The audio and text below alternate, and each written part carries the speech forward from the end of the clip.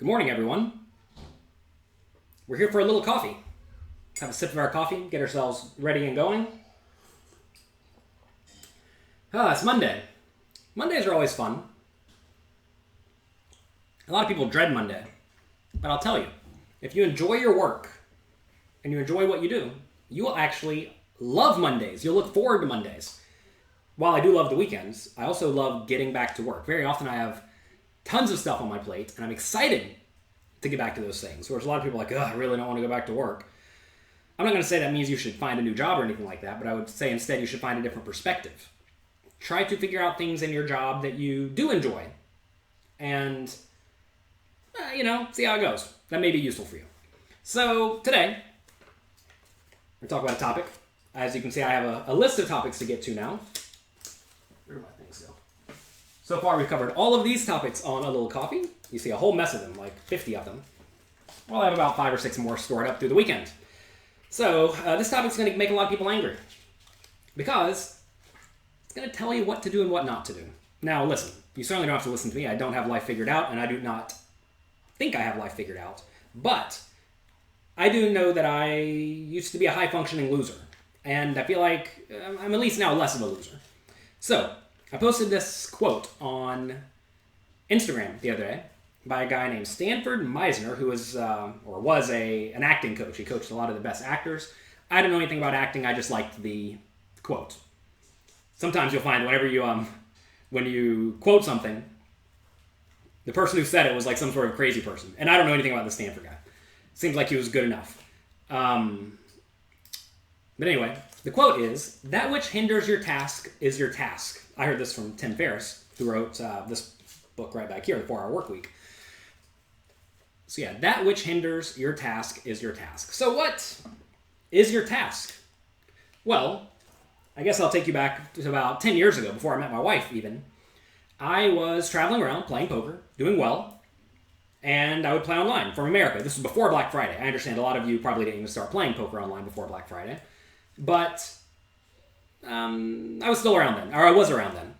And I just traveled and played poker. I didn't really do a whole lot. I did have a little training site on the side that I partially helped make videos for. But besides that, all I did was play poker and play video games and drink alcohol and hang out. It was not a good, productive life. Like I said, I was a high-functioning loser, right? I mean, I was making money. I was taking care of myself, setting money aside for the future. But beyond that, I really wasn't doing a whole lot. And eventually I met my wife. For some reason, she liked me enough to invite me to come to New York City to hang out for a bit. And after I was here for a while, I quickly realized, I need to make more money to live in New York City. And I also need to not be viewed as a loser by this girl. And what I did is I sat at home pretty much all day and played video games. When I wasn't playing online poker, I played online poker Sundays. And then I think there was Thursdays, Fridays, and Saturdays. So Thursday, Friday, Saturday, Sunday were the days I played online. Those were when they had the bigger tournaments back then. And the other 3 days, I would just sit at home and play video games. And my justification for this is that, taking a few days off and playing video games allowed me to play better poker. And that could be true. But at the same time, I could probably be doing a lot of other things that are way more productive and way more beneficial to society. So I started teaching people to play poker. I was thinking, what skills do I have? And my skills are limited. I'm a good poker player. So I decided to teach people to play poker a little bit more so. And here we are today, 10 years later. But what was my task, right? And what was hindering my task? My task then was to be a productive member of society. Also to be able to pay my bills on a regular basis, which I could pay my bills. That wasn't an issue. But I wanted to somehow have consistent income. And, using your services to help other people brings in consistent income. And I had to get rid of what was making this not possible. So what was making it not possible for me to do these things? And the answer back then was video games and drinking. Now, I was playing a ton of video games. I was almost certainly addicted to those. I wasn't addicted to drinking, but you'll find that if you drink some every day, you wake up kind of hungover. You wake up late. You don't really feel like doing anything. And next thing you know, the day's gone. So these were my 2 big problems back then. So what did I do? Well, I stopped playing video games. I still played Magic the Gathering, some. But beyond that, I was not playing Mario on the Wii. This was back when a Wii exists. I had my wife buy it. Well, I bought a Wii for my wife's apartment. because I wanted to be able to play my Wii games. I loved the Mario game on there. It was so much fun. I'm a completionist when I play video games. I try to get all the stars or whatever the goal is. And that takes a lot of time. And that was a waste of my life. I was wasting my time. Like I said, I was a high-functioning loser. And I understand this looking back now. And in 10 years, I hope I look at myself today and think, man, I was a high-functioning loser 10 years ago. Because that means we're doing better. You always want to try to improve. So, stop playing video games. Still drink some. But these are two things that were hindering my task. My task was to be productive, right? What's the agenda for this live video? We're just going to talk. Right now I have something we're talking about. We're talking about the quote, that which hinders your task is your task, and I'm going to talk about how I get rid of the things that hinder my task and hopefully help you all better your lives. And then, maybe we'll talk about poker here and there. So anyway, what did I start doing? I stopped wasting my time playing video games, and I started helping other people. Fast forward to today. Just last week when I posted this quote, it got me thinking, what is hindering my task? I was not being as productive as I would like to be. And what was hindering my task? Well, I realized that I was having a few drinks each day. Every day for lunch, I'd order some food and have a glass of wine. Then at nighttime, I'd have 2 glasses of wine. So I'm having 3 glasses of wine each day. That's half a bottle. Now, that's not a ton, but it's too much. I would wake up kind of groggy. I would feel lazy after lunch. And these are not good things. So what is my task today? Right now, I'm just trying to get a lot of work done before my second son arrives. Because once he arrives, I don't really want to have to do anything for about 3 or 4 months. I want to be able to work the night shift, write a new book, and take care of the baby. That's all I want to do for like 3 months. So what do I have to do? I have to get a lot of work done between now and then. And whenever you wake up and do a little coffee, like we're doing here, that burns an hour. But I view this as very, very beneficial for everyone here. It's almost like it's cathartic for me because I get to get what's out of my mind out. It's almost like I'm journaling to you all. Instead of writing it all down for myself, I'm sharing it with all of you. So we do this. That takes an hour. With any luck, I go to the gym for, maybe 3 or 4 days out of the week. That burns another hour. Now it's lunchtime. It's 11 o'clock already. So then I order lunch, have lunch. I often take it easy when I'm having lunch. And then I try to get to work from noon until 6. 6 hours of good, solid work. Sometimes things come up. Sometimes I have an inner circle webinar. Sometimes I have a poker coaching webinar. Sometimes I have to go to the doctor. I have to go to get an MRI today because my neck is messed up. They think I have arthritis. So that's fun. That's going to burn an hour. As you see, all your hours get burnt, so where I end up with like 4 hours a day to work. And I want to make sure that those 4 hours are incredibly productive, right? Because I have to get 4 months of work done within the next 2 months, plus the regular 2 months of work. So my task is to get everything done. And drinking hinders that. Also, playing games like Magic the Gathering hinders that. I love Magic the Gathering. I even love watching a few people play Magic the Gathering. I have people who I am a fan of. I presume some of you are fans of me. You like my work. I have people whose work I like.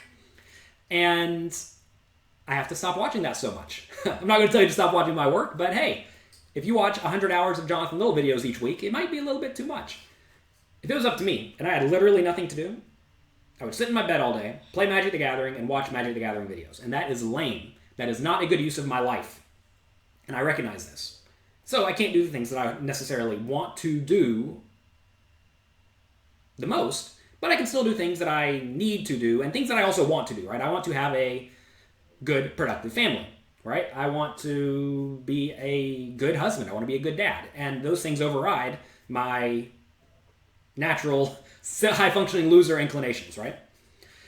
So figure out what is hindering your task, and that is your task. So let's say, for example, you're an alcoholic and you don't get anything done because you drink all day.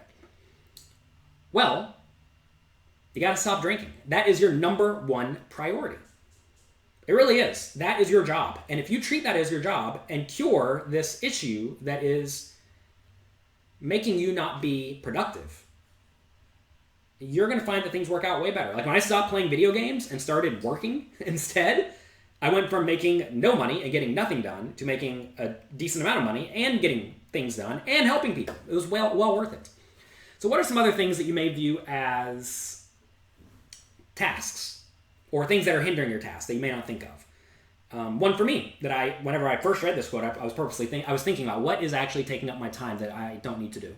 And I used to go out and get lunch almost every day. I would go out to eat. I'd have a nice meal. I mean, in New York City, they have like lunch menus. It costs like $20 to get a nice meal a lot of the time, which is, pricey, but whatever. And I was burning an hour and a half each day.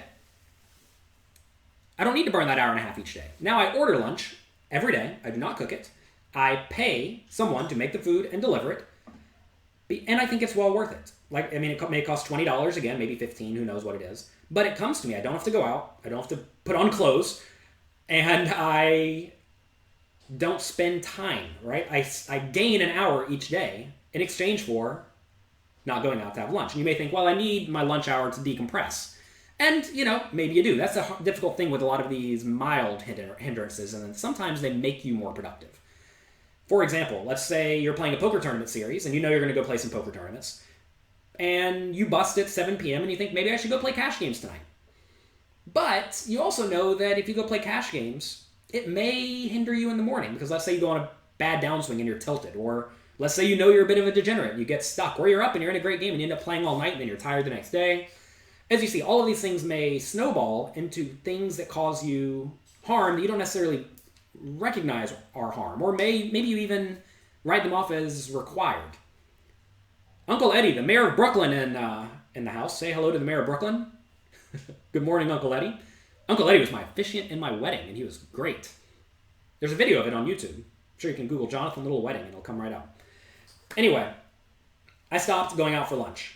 I think the only justification in my mind now, when I actually get up and go out to lunch, or when some special lunch event is happening, which is not very often, or I'm going out for a meeting for lunch.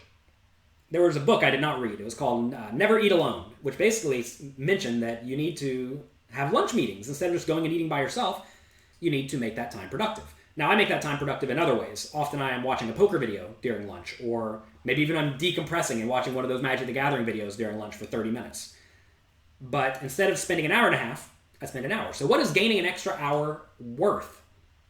Well, that depends on you and what you're doing with your time, right? If you are not doing anything with that time, or your time is just not valuable at all, like you're just literally sitting and staring at a wall, well, maybe it makes sense to go out. But if you're actually going to do work in that hour, it's well worth it. So you may say, well, you're paying say I have to pay $100 an hour for lunch each day to have someone deliver it to me. I don't, but say I did have to pay $100 for that. Would that be worth it? Think about it for a second.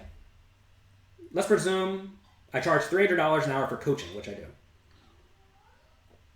Well, if I spend $100 and I gain an extra hour that's worth $300, it means I just made $200, right? And I'm not lazy. I don't mind working. And by spending that $100, I get to make $300. So 300 minus 100 is $200. Now, all of your time is not going to be equally valuable, of course. Sometimes your time is very valuable. Sometimes it is not so valuable. But I think it's well worth it. And like I said, I spend $15 or $20 for lunch.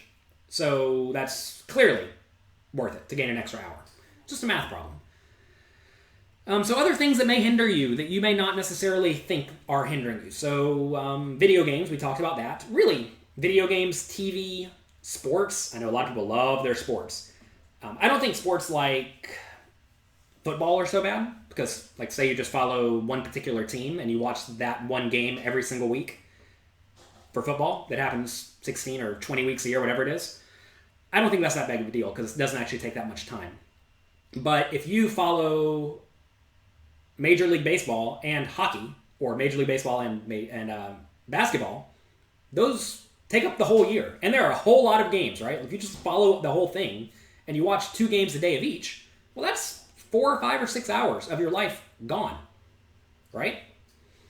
So maybe you need to cut back. This was me with Magic the Gathering. I used to play every format of Magic the Gathering. There's 6 or 7 formats. And I cut it down to 2. And even then, I don't even play anymore. Like I said, I watch sometimes, 30 minutes a day maybe. So I went from devoting 3 or 4 hours of my day to life, or to that, and now I devote almost none. And that's a lot of time found, right? That allows you to do more productive things. Next, some people in the chat are mentioning some things. Pot, drugs. Drugs is definitely one of them. I was going to say alcohol for me was an issue in the past. I never had a problem with drugs, but You'll see a lot of poker players whose results have sort of trickled off, that they fell off. They used to be winners and it kind of like went back down. And they're usually on marijuana. Are you on marijuana? See, I don't even know. I don't even know what the phrasing is. They're on the marijuana. And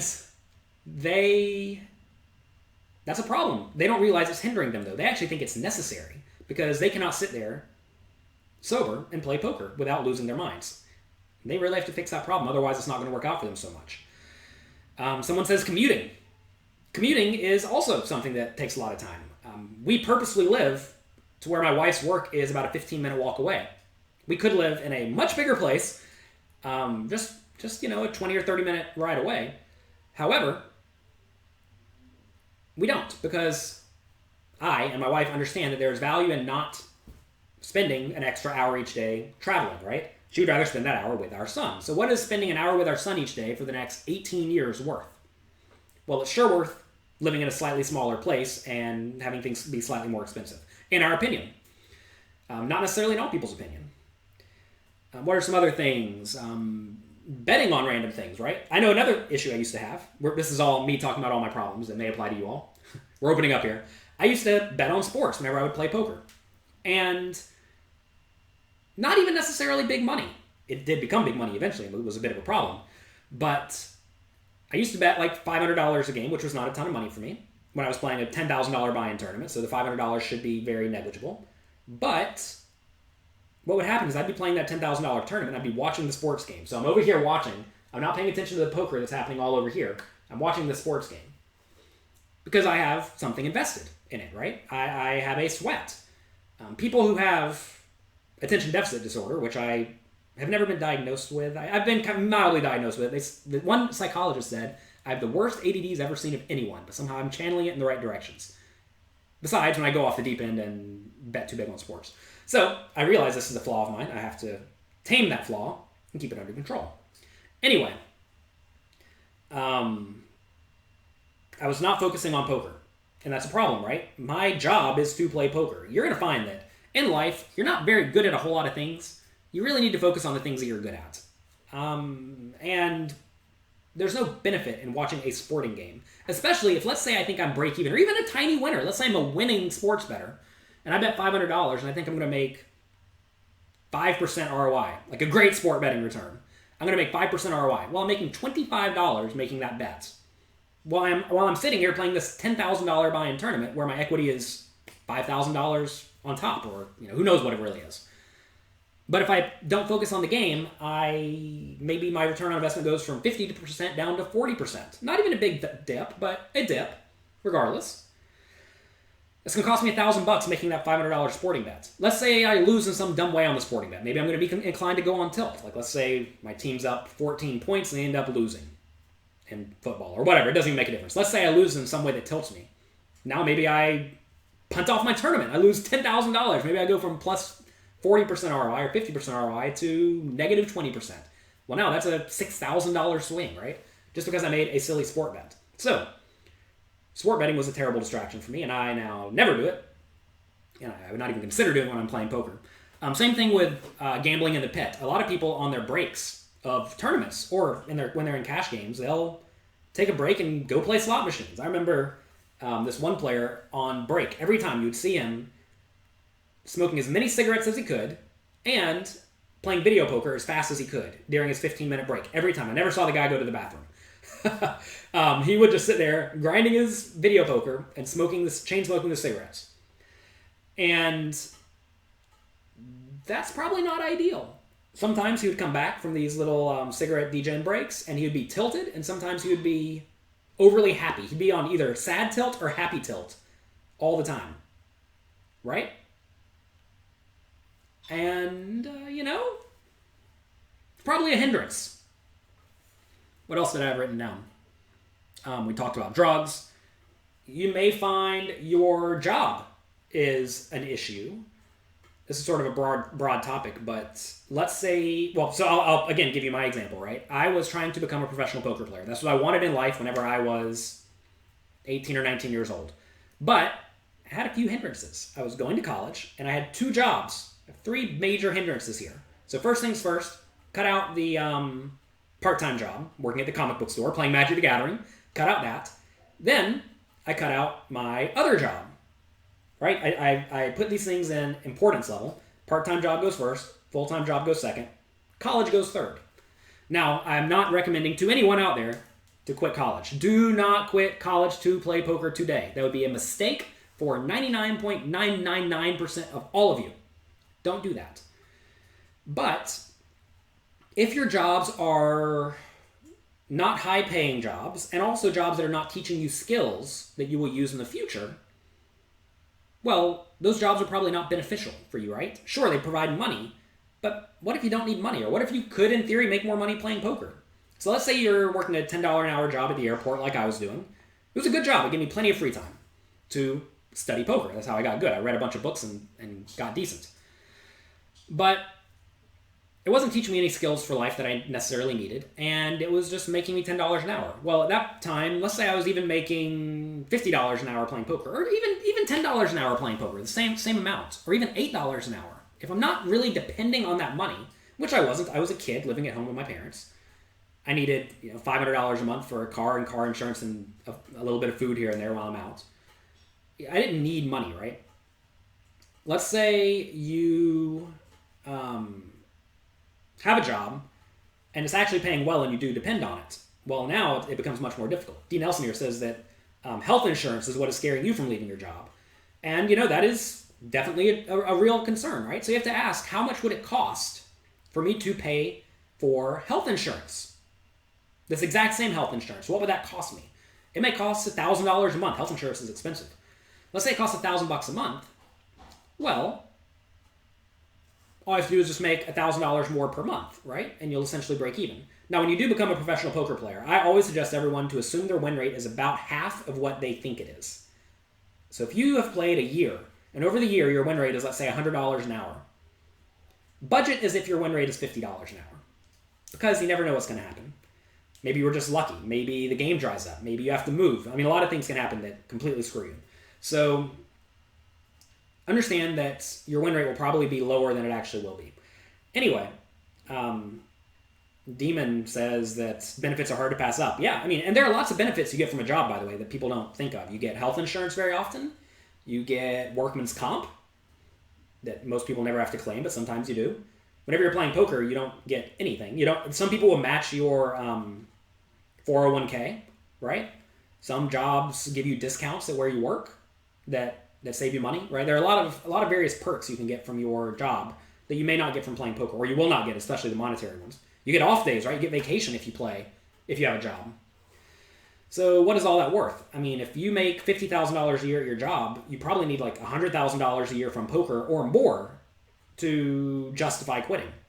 Because you have to pay for all of these expenses now, right? You have to pay to take that 2-week vacation. You have to pay to get your insurance. You have to pay for your own 401k. And all of that is very relevant. So maybe, remember how I said you need to assume you make about half as much as you actually do. So let's say you need to make $100,000 a year to equal a $50,000 a year regular job. You need to think. You need to assume or presume you're going to make $200,000 a year in case it goes poorly, so you only make $100,000 to make up for the fact that you're missing all these expenses. So $50,000 a year equals, in your mind, like a $200,000 a year poker playing job. Not a whole lot of people are thinking they're going to make $200,000 a year. You need a very good win rate for that. So quitting to play poker is not a good idea for most people. If you have to work something besides poker, if I had to be something besides a poker player, what would it be? I don't know. I've been a poker player for a very long time now. I was going to college to be an engineer, and I decided to play poker instead. So I'd probably be an engineer to some extent. Let's see. Demon said, you literally just did this when you broke down the numbers with your girlfriend. Exactly. Half of what you expect to plan for the worst and hope for the best. Yeah, always plan for the worst. All right. So anyway, what else can be your task? I don't know. In theory, anything that wastes time is your task. So one thing I found very, very useful is to make sure I'm utilizing my wasted time, right? Some wasted time is commuting, like we discussed. Whenever I'm commuting, I always listen to podcasts, literally every time. Listening to music. I don't listen to music. Very, very rarely. I listen to music with my baby. That's about it. But I do not listen to music at all, and I think that it is a pretty big waste of time. Now, some people, again, this goes back to, does this make you more productive? And for some people it does. For some people it absolutely does. They will listen to music for an hour a day, and it'll get them in the mode, in a focus zone, right? It'll get them in the mood to be happy, right? Say you wake up and you know you're just a piss pot every morning for an hour, but listening to the Beatles for an hour makes you happy and cheerful. Maybe it's fine, right? Dean Nelson says, lots of gems if you listen to the right music. Thing is, you listen to it once and it's done, right? It's like when you listen to a podcast, you don't really need to re-listen to it. But, again, this little coffee will offend a lot of people because they spend their time doing these things and they think they're beneficial. But I would venture to say they're less beneficial than you think. Like playing video games for me, right? I viewed it as my therapy. I would play video games for a few hours each day, and I'd like it. I'd feel good. But looking at it now, that was a gigantic waste of my time. It was a straight up waste. Everything Jonathan Little was doing 10 years ago was a pretty big waste of his time. I used to listen to music too, by the way. I listened to rock music and then electronic dance music. It was a big waste of my time. Now, like I said, it's really difficult to know which of these things which of these hindrances are actually beneficial. And they may be beneficial, but they can still be a hindrance. Let's say you normally produce $100 an hour worth of work, right? But let's say if you listen to music for an hour ahead of time, or even let's make it an hour ahead of time, your productivity goes up to $150 an hour. Let's just pretend. This is all very hypothetical. So you normally make $100 an hour if you roll out of bed and get to it. But if you listen to music for an hour and then work, you make $150 an hour. How many hours do you have to work to make listening to that music break even? Well, if you work for 2 hours, you'll make $300 as opposed to $200 by not listening to music. But you had to listen to the music ahead of time. So you use 3 hours to make $300. Exact same return on investment if you just work for 3 hours. Let's say you can work for 8 hours, well then maybe it makes sense to listen to that music. So it really is just a math problem. What is beneficial to you about to doing these podcasts? I like helping people, Mason. Believe it or not, one of the things I understand that I enjoy is to help people improve their lives. Now, I do that with all the poker books, but I think there's more to add. I've listened to a lot of podcasts, and, really, I'm not any sort of genius. Everything I know, I have learned from other people. And I think I'm very good at consolidating information. And if I can consolidate everything I've learned over the last few years into little 30-minute segments, I think it'll be very beneficial. Also, at the end of the day, maybe some of you like my work and you decide to buy my poker books or sign up to poker coaching. And if you do, that'd be very, very beneficial for me. There's a lot of value in just giving back. Ken says, what are you doing in this free time that you gain by, finding time? Well, I work. I do things that are actually beneficial. What do I do now for entertainment? Like I said, during lunch every day, I have about 30 minutes. Usually I'll watch Magic the Gathering videos for 30 minutes. I think that's fine. With my wife at nighttime, we'll watch TV. Survivor just started, so we're going to watch Survivor. When my wife is home, I guess I should mention this. My life is very partitioned into segments. Morning time is time with my family, 6:30 a.m. till about 8 a.m., so we have an hour and a half each morning. Then, 6:30 p.m. until bedtime is also family time, and then weekend time is all family time. So I have 2 days a week, all family time, then I have 3 or 4 hours a day of also family time. It's very important to me. I've tried to structure life so that I can do that, and I think I'm successful with this. During the day, though, the daytime is work time. But I can use it for whatever I want. That's the neat thing about being a professional poker player or being your own boss at anything. You can sit and watch Netflix all day, or you can work. You get to pick. And I'm working during all these found hours, and I think you probably should too. At least if you care about things. You care about being beneficial and care about it bettering your life. You work from home during the day. Yes, I have an office. I'm in my office right now. Let's see. Beep, beep. Beep, beep, I'm a Jeep. Hello. That used to be a poker player's name. Maybe it's you. Who knows? Music is detrimental for deep thinking for you. It is for me as well, actually. I think it's been proven that there have been a bunch of studies about this, that if you listen to music, you think less deeply, but you can often think longer. So you don't think as deeply, but you think longer. So if the way this is applicable to poker players is, if you listen to music, maybe you can sit there and grind for 8 hours, whereas if you don't listen to music, maybe you can only grind for 6 hours before you start to get antsy. And is it better to play really deeply focused for 6 hours? Or is it better to play slightly less focused for 8 hours? I don't know. You say you have to pause your music for hard decisions. Yeah, absolutely. If you do listen to music, definitely pause it for hard decisions. You can't do it while studying law. Yeah. Some people listen to music all the time. There's actually apps on your phone that mimic a coffee shop. So there'll be registers going off and people chattering and machines whirling. Some people claim they like this. I don't get it. I can't do anything productive from a coffee shop. So, I don't know. I prefer complete silence, which is, I think, actually weird. A lot of people say, oh my god, how can you sit and not listen to music all day? Like some of our friends, they literally have the radio on. The radio, I don't think it's called a radio anymore. They have some device on all day that plays music. I would go nuts. But that's how I've learned. That's the way I function. All people don't function the same way. It's very important to understand that some things work for you and they do not work for other people. Let's see. Yeah, the mimic the sound of Starbucks. Let's see.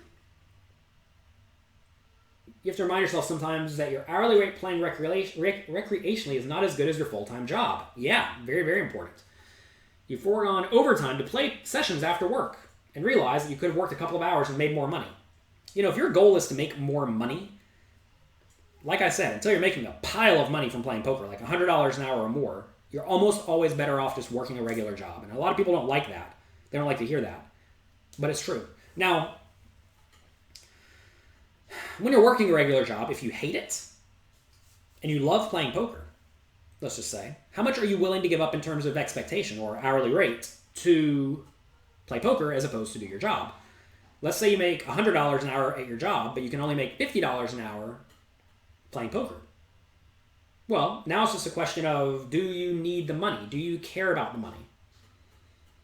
And if you don't need money at all, say you're a 20-year-old kid. I don't know how you got a $100 an hour job as a 20-year-old kid, but say you are a kid with that expected return, but you hate the job, maybe it does make sense to just play poker. There are actually a lot of poker players who probably made bad decisions, but they used to work at law firms, or they used to work at hedge funds, just straight out of college making a ton of money. And they quit because they hated it.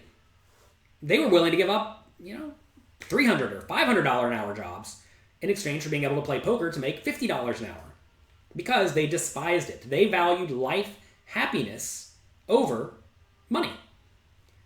My wife did this actually. She was working at a very, very top law firm out of law school, and they wanted her to work 100 hours a week every week.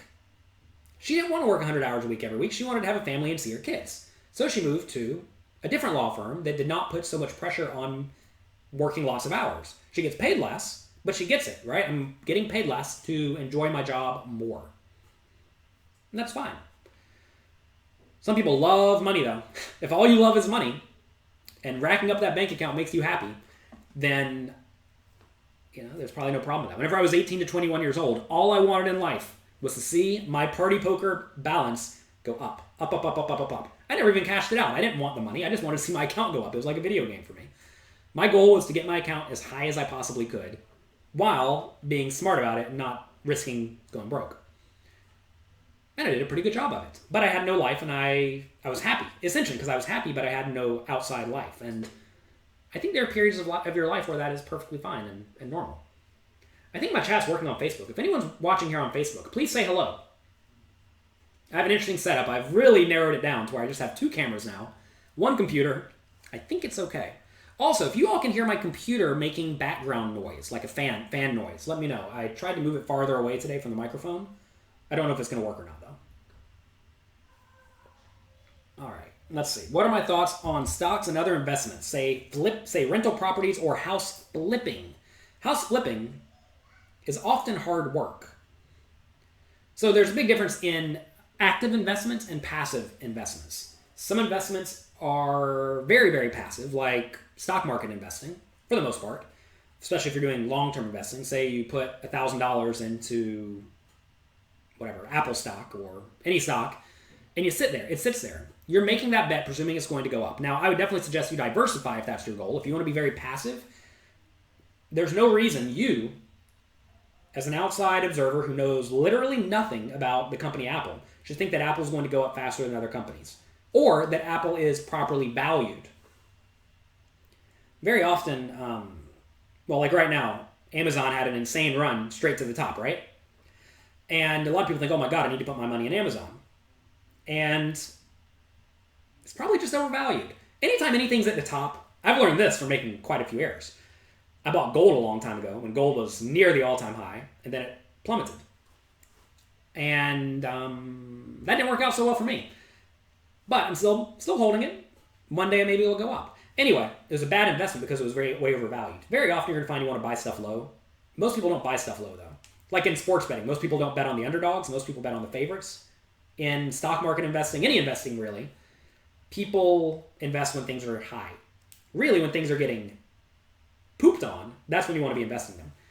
A poker player the other day at the table told me that he's going to start taking money from other poker players to invest it.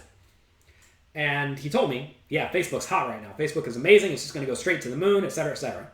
And then, well, you also had happened to Facebook just a little while back. This guy had all of his money very leveraged into Facebook. And I don't know how he's doing. I haven't talked to him. But probably not so good, right? He was not diversified at all. And he was a random poker player who understands tech. But he doesn't have any more knowledge than the actual professionals. That's the thing that you must understand. You need to focus on things you are good at. If you are good at house flipping, let's say you've done it 20 times, maybe you should do it. I know some people who flipped a house during the time the market was going up, and they made like $50,000 on it, right? They bought a house for $150K, they put a little bit of work in it, and sold it for $225 like a year later. Sweet, right? They made $50,000 after expenses. They're geniuses. Later, they bought a house when the market crashed at the top. Let's say they bought it for $300,000. By the time they fixed it up a year later, it was worth $200,000. So now they've lost $100K, and they've spent a bunch of time. They've only done 2 houses, right? After the first one, they thought, this is easy. We're just going to do this forever. We're rich. Instead, they ended up losing $50K on the deal, working 2 hours of their lives in their spare time. You know, they're not real professionals. Let's see. Another security issue with Facebook. A lot of people I'm not going to discuss issues like what's happening with Facebook because I don't know. I realize I am a passive observer. If you get your news from reading the internet, you probably don't really know what's going on. If you're not getting your news directly from people at the company, you probably do not have information that justifies you betting on things. So, diversify. Let's see. Reading some text. What was the other thing? What about investing in real estate? So, who was it? Louis Philippe says that he is currently investing, or he's renting out his place for Airbnb. Now, Airbnb is interesting because Airbnb, you give up something, right? You give up your resource in exchange for money. Now, I have 2 rental properties as well. Twice, people have trashed my place. Trashed it. And you have to pay for that. After expenses, I don't think I'm actually making a ton of money. Now, I'm not doing Airbnb. I'm doing more long-term rentals. For Airbnb, you run the risk of getting trashed more often, but in exchange, you get paid more money. Now, the funny thing about your place getting trashed is you can be kind of... You can weed out the people who you accept. Like, you can only accept people who have 4.5 stars or more on Airbnb, so presumably these are people who are not going to trash your place. But you never know, right? And also, if they're renting a room in your house... there is some tiny risk the guy's going to kill you or rob you or whatever. And it's not for me. But it is for a lot of people. One of my friends in LA rents out his room for like $300 a night. He has a 2-bedroom place. He rents out one of the bedrooms for $300 a night, and he's booked 20 days a month. So he gets $6,000 a month to live with some random person. Sweet deal, right? Making $72K a year just by letting a random person live with him sometimes. So, it depends on what it's worth. For me and my wife and my baby, if I had an extra room, no way in hell I'd rent it out. Because you could not pay me $20 million to risk my baby dying 1% of the time over the next... 1% is probably high. 1% of the time over the next 20 years if I was to rent it out for that. Just not worth it. What is my job? I'm a professional poker player and an author and a poker coach. That is my job. Do you have renter's insurance? No, I don't. I don't like insurance. Someone's asking how many books do I have. All these books at the top are mine besides 2. Sorry, everyone on the other streams. You can't see these. But 14 books I've written. Can you discuss reverse implied odds situations? Reverse implied odds. You get paid money to rent your place to Airbnb, and usually that works out. But every once in a while, it's detrimental. In poker, let's say someone raises and you call with King 10 offsuit, and the flop comes King 7-3, it's usually going to work out for you because you have top pair. But when it doesn't, it's going to be detrimental because you're going to be against a better hand. What do I think about marijuana stocks? I don't know. I'm not a professional. Like we discussed, I know almost nothing about marijuana. It's probably overpriced if I had to guess. Full disclosure, I'm a tiny owner of a startup called Kush. Check it out. Let's see. What do you think of financial advisors? I don't trust them. I think all of my money is in Wealthfront at the moment, which is a robo-advisor. That is where all my retirement money is. It essentially invests in a very diversified portfolio, and it also does tax loss harvesting, which is relevant, etc., etc.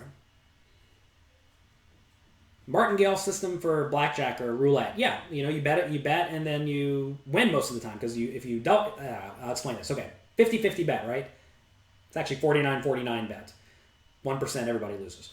You bet on red. If red loses, you double your bet. So let's say you start betting $1. If it loses, you bet $2. Now if you win, you get $2 back, which is enough to pay back your loss, right? So you profit $1 every time you win. Every time you win. So you go 1, 2, 4, 8, 16, 64, 32, 64, all the way up. Eventually, you hit the table max, but that's not the reason you lose. The reason you lose is because every time you make a negative EV bet, you lose money. A lot of people think, if I wasn't capped by the table max, I would always win, but that's not true. You will lose infinite number of flips eventually, which is kind of fun to think about. Let's see. Beep Beep says, invest where you have an edge over the market. You think you're a gaming nerd, so you invest in gaming companies that you understand better than the big investors. Maybe. I'm friends with a lot of very well-off hedge fund managers, a few of them, and also venture capitalists. And they seem to really know about everything they invest in. These people read all the time, and they're on phone calls with people in the know all the time. A long time ago, I made a lot of money off of Blizzard, before they combined with Activision. Because, hey, I love Diablo 2, and I say I made a lot of money. I made some money, a lot of money for a kid. I'm like, yeah, this game's great, this game's sweet, everyone's playing it, everyone loves it. And, I did well. However, I was probably just lucky. That's the thing, is that a lot of people think that my short-term results are indicative of my skill level. And they're not. That's the fun thing about all investing, is that you need a gigantic sample size. And you don't have it. No one has it. Hooded says, poker is solved, everyone is solid. That's definitely not true. If you ever played 2-5 no limit at Stone's Gambling Hall, you'll know that 2-5 no limit is not solved. J Bogas, Kush. It's a marketplace for people buying and selling marijuana-based products, currently in California and Washington, I think. I met a guy, Jason Calacanis, a while back. He wrote this sweet book. I'll show it to you. It's called Angel. It's a book about angel investing. He's done very well with angel investing. He has a podcast called This Week in Startups. He has a syndicate where you can invest with him. He does take a vig, but, if you care about this kind of thing and you're an accredited investor, maybe it's a decent thing to do. How did I meet David Einhorn? For those who do not know, I coached David Einhorn, a very well-known hedge fund manager, in the one drop this year. He bubbled it. That was a bummer. And how did I meet him? I was playing charity tournaments with one of his high-up people at his hedge fund named Justin. And, whenever I play poker at charity tournaments, I splash around, I gamble a bit, I needle people here and there. And I think, I didn't know who David Einhorn was when I met him. I knew his name, but I did not I didn't know who he was, didn't know what he looked like. So I played with this guy, Justin, a time or two just randomly. And then later, at a different tournament, I played with David. And I was, David was splashing and gambling and needling just like Justin does. And I needle him back. Apparently no one else needles him back. So I think he liked the fact that I needle him back and we had fun. We had fun together, right? We were playing poker and we were having fun. So then a little while later, I play another time or two with Justin, and out of the blue, David sends me a message. Hey, do you want to coach me for the $1 Million One-Drop tournament? He says, I'm not going to pay you anything because everything I get, I donate to charity. And I said, sure. And it was a great time. Royal Peck, send an email, support@pokercoaching.com. We will get you whatever you need. The name of the startup was Kush, Kush. I invested in a bunch of startups. I think I'm invested in something like 30 startups now at this point. Little bits, not a ton. That's the cool thing about the syndicates, is often you can invest as little as $1,000 in startups. And it's fun. What are a few of them off the top of my head? We have a bit of Cafe X. That is a robotic coffee making chain in San Francisco. It's they make your coffee perfectly every time. It's very fast and it's cheap. And it's going to take over the world. Am I invested in crypto? A little bit. Next, another one called Blockable. There's currently a terrible housing crisis in a lot of major cities, and Blockable makes essentially imagine what are those things called? Semi-trucks, the big things they carry in the back. It's not exactly what this is. These are way more like houses, but they are effectively semi-trucks that people can live in, that they can stack on top of each other very high. So they can very easily and cheaply make housing that is good, affordable, and nice.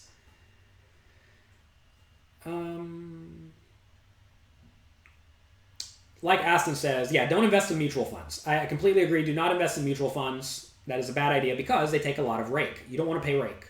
Rake is not good.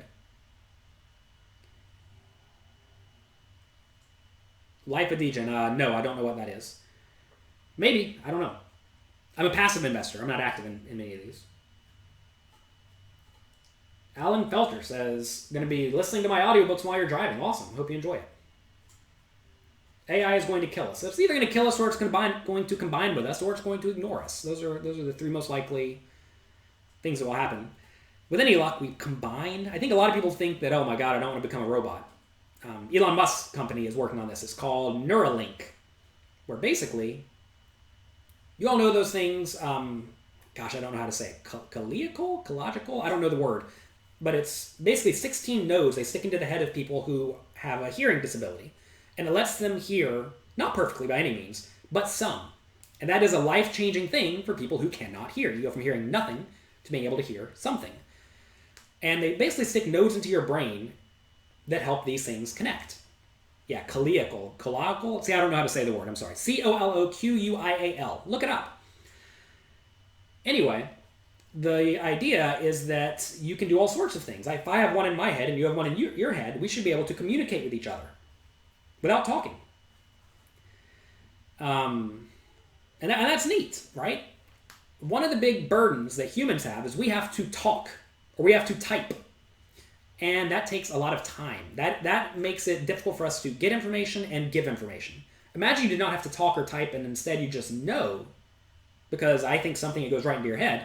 That saves a whole lot of time. It makes a little coffee irrelevant, right? We don't need to be here because I could just pop it right to your brain. That's probably still a long way off, but that is a way humans can combine with AI and kind of be gods. What do you think of, is playing online micro stakes worth it in today's context? Depends on your goals. Everyone should start off tiny. There's no reason to start off playing big. That's a good way to lose a lot of money. Start tiny. Once you can beat tiny, move to small. Once you can beat small, move to medium, etc., etc. It's better to invest in ETFs. Yes, that is essentially what Wealthfront does. All your money's in ETFs. Have I considered switching to PLO? Absolutely not. I have played 6 months of PLO in the past. I was a winning player, but variance is through the roof, and often you get raked a little bit more because you're playing more big pots. So, no. Am I playing any of the new Magic set? No. Magic did this terrible thing about 5 or 6 years ago where they changed the card frame to where it's very, very hideous looking.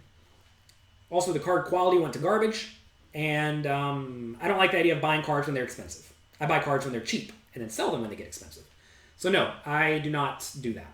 We discussed this earlier. I do not play... The only formats I play now are Vintage and Legacy. Every once in a while, I'll draft online. And I don't want to keep up with all the new stuff that's happening. It's too much work. I don't have time for that.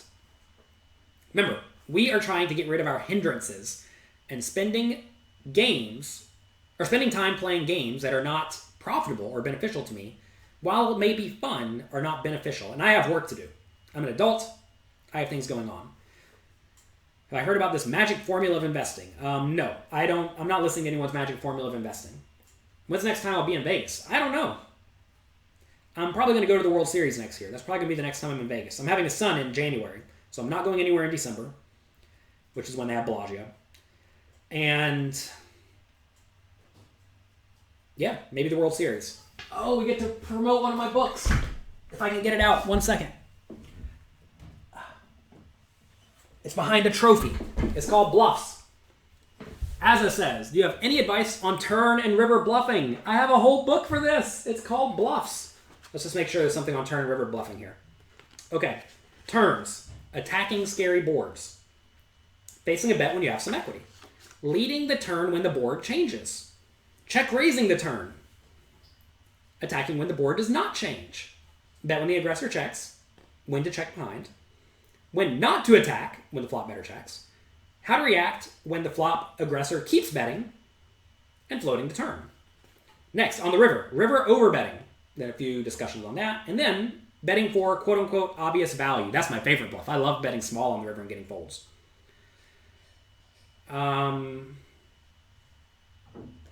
Royal Peck says he knows of a book that lets him still beat the market. Well, Royal Peck, I mean, you should be rich then.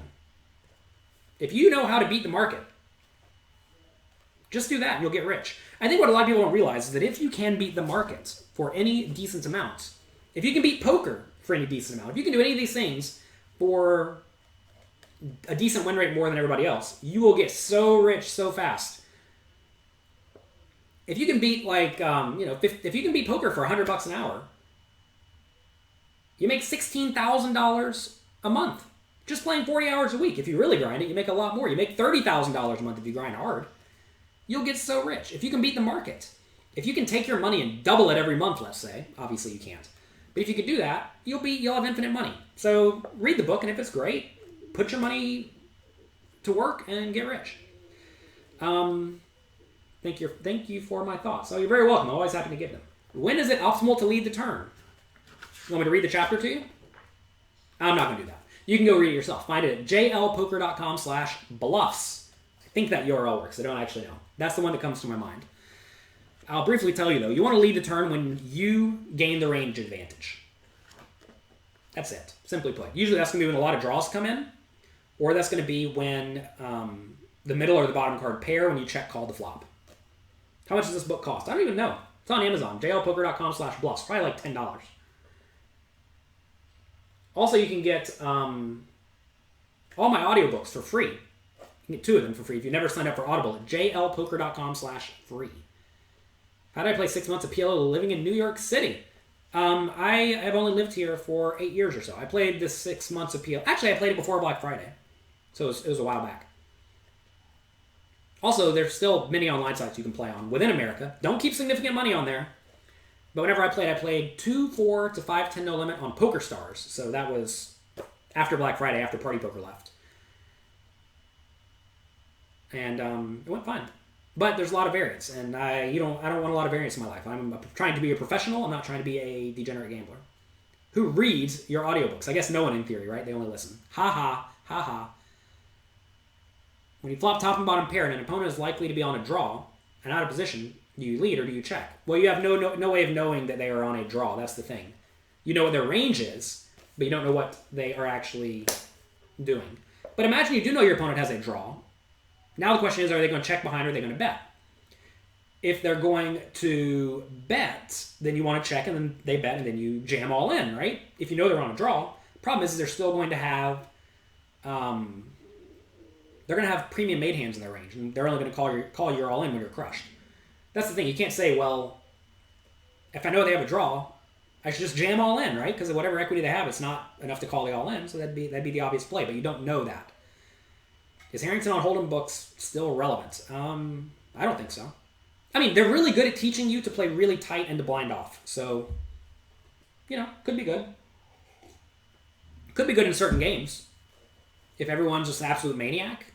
But I think that's not really the case anymore. He says, haha, who is the voiceover? Oh, Jonathan Little read all of those books. All these books at the top up here, I read all of my audiobooks. I have found people like my voice. I don't know why. It's not a very good one. Bluffs is $14.99 on Amazon. Paperback, Chip Class says. Presumably the Kindle version's cheaper. Anyway, I sat in a little cubicle, way smaller than my office. It was actually just like this big, and read all of my books. I learned to read really well. Whenever I was reading the first one, I could not read out loud so well, but now I can read out loud pretty well. If you mess up anything, you have to go back over and redo it. Am I going to be here tomorrow? I will.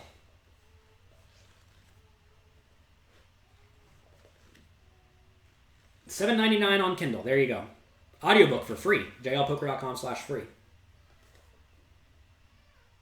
There's something about my accent. I suppose I have a southern accent that I've tried to eradicate, but I've not succeeded. What book has sold the most copies? Excelling at No Limit Hold'em. It's that big one up there. That's a book I wrote with 17 other poker pros and or mindset experts. It was a really good idea. That's my marketing partner's Dan idea. Thank you, Dan. But yeah, that's by far the best-selling poker book on the market today.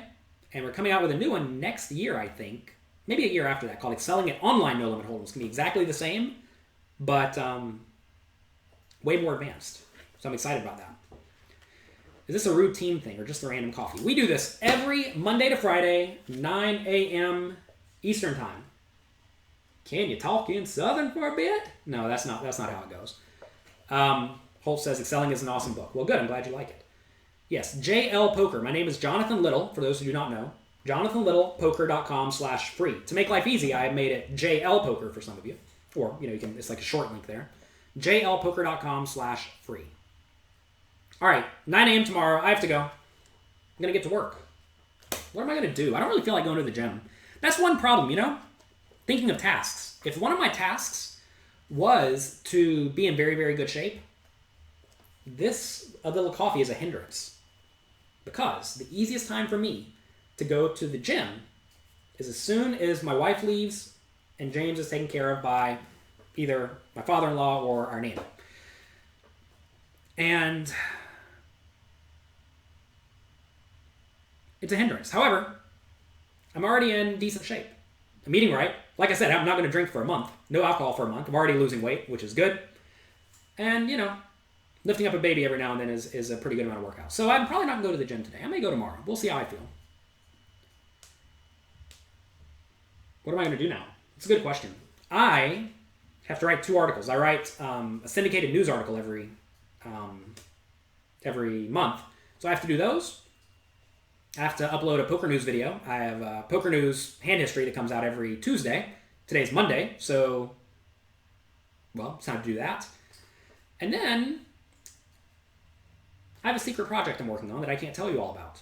But that's okay. Tomorrow, I'll be back. I'll see you all. Have I checked out Dale Negreanu's masterclass? No, I have not. I imagine it's probably not very advanced.